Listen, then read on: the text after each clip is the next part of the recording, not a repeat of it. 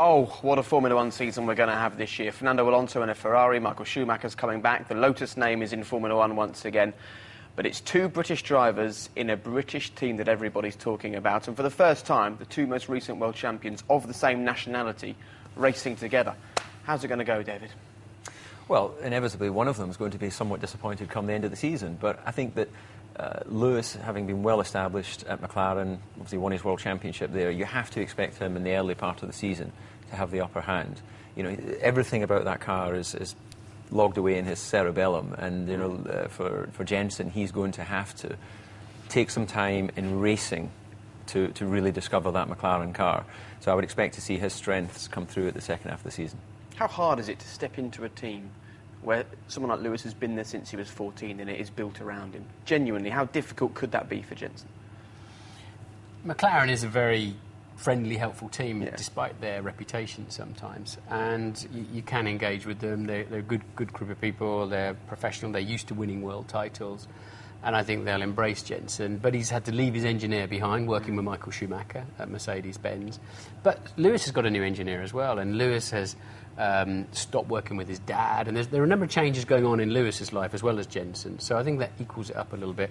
But you're still entering Lewis's territory, his own backyard. I think Jenson will find it quite tough. There'll only be one winner and one loser out of that fight, and I think it'll be a lot closer than people expect. People are ready to dismiss Jenson, and he's not world champion for no good reason.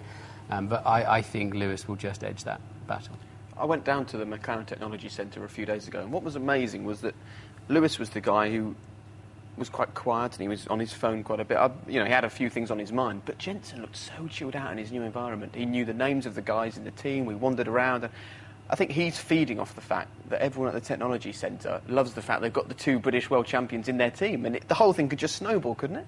Yeah, but he's very good at that, though, isn't he? Actually, sorry to come in on that, but I think what might be happening there is because Lewis has been there for so long, since he was a young kid in karting, maybe he's just taken it a little bit for granted. You know, and there's a lot of changes going on, and one of the things we missed out, of course, is he's no longer with Nicole, his girlfriend, who was with him. Oh, I think they're back together now. Oh, they are, okay. Well, but by the time the season starts, who knows? Yeah, all right, we see I'm a bit behind in the gossip things, but number of changes, you know, his father obviously stepping down, you know, he probably is a bit distracted. Yeah. And for Jenson, he's fully focusing on this new challenge, and he's a world champion, so he's still buzzing on that. He absolutely is buzzing on that. I mean, and we remember at the launch, he looked really, really calm. He's done lots of events, lots of big occasions, and he almost seems to thrive on that. And it's been such a long time in coming as well. 10 years in Formula One, seemed to take the wrong decisions so often, the wrong turnings, never in the right car at the right time, and then achieved. Now he's gone to this really big challenge. And in a way, you can see why he's done it. And I tend to agree with Martin and David, how is he going to settle in? Because the one thing which came out of last year was how he needed to feel that everything was just so. He does like things 100%. And when it's not, he doesn't find it so easy to work round, whereas maybe Lewis does. It's his car, as you say, and whether Jenson can... I think the key to Jenson really making a go of it and being successful is settling in as quickly as possible and feeling as comfortable as possible within the team and the car. EJ, Guys, you're looking very pensive. You lads are talking something up that clearly is not there. I mean, the facts are not there to support what you're saying. It's a nonsense. Lewis has it all under control, and I think it's a mistake that Jenson went there, because in this environment, it is going to be at least mid-season before Jenson can come at the same speed or level, if in fact he can. We all adore Jenson. We all want him to do well, but let's not be unrealistic.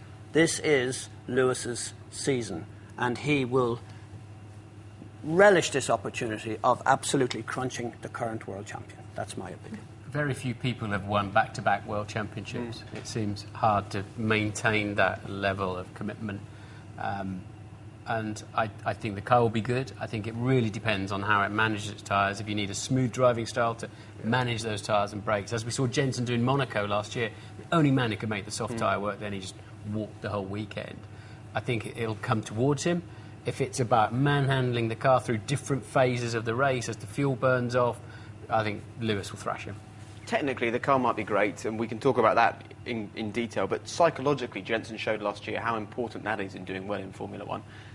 you scale the mountain, you win the world title, and everyone says, oh, it's hard to motivate yourself from then on. Surely going to McLaren is the perfect thing to do, because you give yourself a whole new set of motivational tools, you set yourself a whole new load of agendas, and life is not easy. You're not in the comfy chair.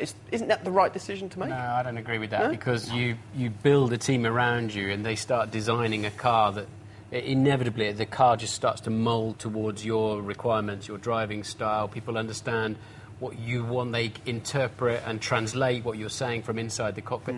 That build, as you've seen it with Massa at Ferrari, would be a good example with so many drivers, and Jenson's walked away from that into a completely new environment where he's got to start again. Yeah, well, exactly. You know, he was many years at Honda before it became Braun, and things like where radio switches are, with the diff adjuster, you know, the quick shift for the brake balance, he's had to adapt to all that. And it's not quite as simple as saying, OK, it's on the left rather than the right.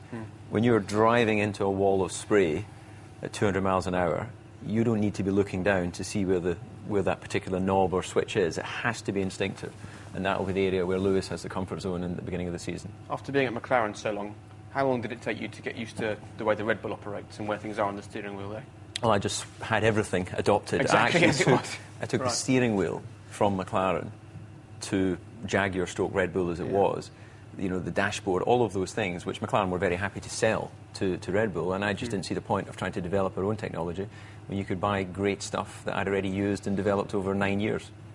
What about the relationship between the two? How's that going to shape up over the season, EJ, particularly if one of them keeps on winning, even if it is by 100th of a second? That would be my least worry. I think they're two really, really cool guys. I think they will make it possible for them to, that's my view, I think they will enjoy each other's company. Just like to just momentarily go back on what we were talking about.